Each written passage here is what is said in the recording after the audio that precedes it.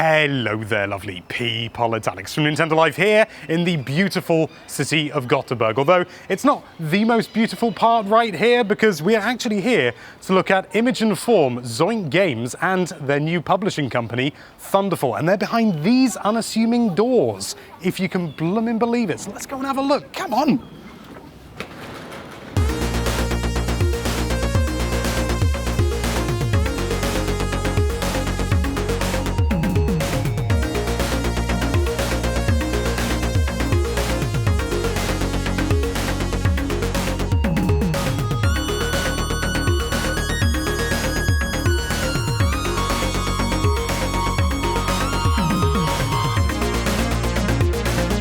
Image and Form and Zoink, two studios from Gothenburg, roughly the same size, roughly the same opportunities and challenges. Me and the CEO, Klaus Lingelid, of Zoink, we decided to just sit down and see, could we sort of collaborate on PR, marketing and publishing? That's how we started thinking about it. And then at one point we just said, well, yeah, let's just give it a go. One of the great things about working at Image and Form is that everyone is so immensely talented. No one is only doing one specific thing, which is just a joy. It means that everything is a great surprise. It turns out that the writer for Quest, he's a jack of all trades and master of all. There are a lot of specialized educations in Sweden now for game development on different levels, and I think a lot of the people in those schools, they try things out, they start on smaller projects maybe together as students, and a lot of those things go forward into projects that maybe become sort of an indie game. We really like each other at this company. I don't think anyone would even is considering leaving Thunderful. It's only good to have other game company under the same roof, because you can exchange ideas and techniques. And how did you guys do when you encountered this problem? And Zoink has done multiplayer, for example. We haven't done multiplayer yet, so that will be a good resource when that day comes. We're both studios in Gothenburg. You would think we would collaborate the entire time because we're in the same city. But there was a river that ran through it, and we just didn't see each other very often. So we decided to move into the same office space and really start sort of looking at what the other side is doing. People are spending a lot of time together and I really think they're starting to influence each other.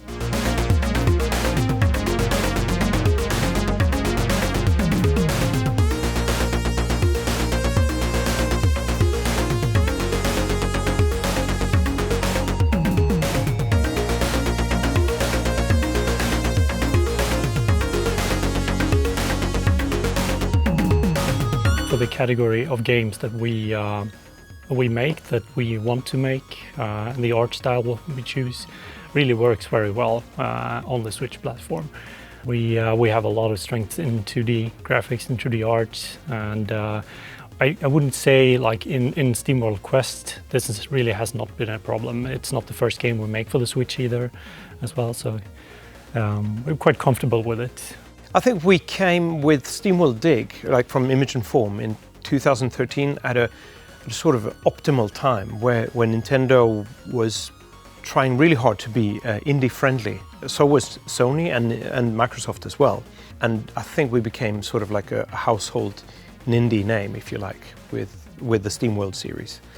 And so we kind of stuck with it as well. Nintendo's been nice to us, so we have had all reason to be nice back to them. Every Image and Form game has actually made its debut on a Nintendo platform since SteamWorld Dig. So yeah, I mean, if you get something, you want to give something back, and then it sort of perpetuates itself, I think. The SteamWorld community is very strong, in my opinion at least. We have a dedicated following, and they're just the best fans to have, honestly. They're so passionate, and fortunately they love the games, and they aren't really afraid to come with feedback as well, which makes my job so much easier. Our fans don't really dictate what we're doing with our games, but tiny parts of the games are crowdsourced, which is just a joy. It was so hard to like sell in that idea to the team at the time. It began when we were developing Heist in 2014, 2015, around there. But after that, and especially when the developers saw like the amazing community response, it's been a blast ever since, and we've tried to do as many as we can. For Quest, for instance, we have, I think, 2 NPCs in the game that have been community sourced. The second one was an accident because I accidentally scheduled the tweet twice about the contest. But fortunately, like our graphic artists, they're just incredibly quick and they managed to squeeze one in anyway. Yeah, if you want to be a developer, you have to like even choose between being a game designer or a graphical artist or a programmer or level designer. I mean, in game development, every aspect of like artistry is in some way incorporated in the process. There's sound, music, art, programming, so it's a variety of disciplines working together. Well, SteamWorld Quest is coming out, obviously, so I want everyone to be interested in that. But also, I mean, today, the very day that we're recording this, Ghost Giant is coming out. So Ghost Giant is a VR game from Zoink, and it's marvelous. It is so beautiful. So even though that has very little to do with Nintendo life, I was like, check it out. It's really, really cool.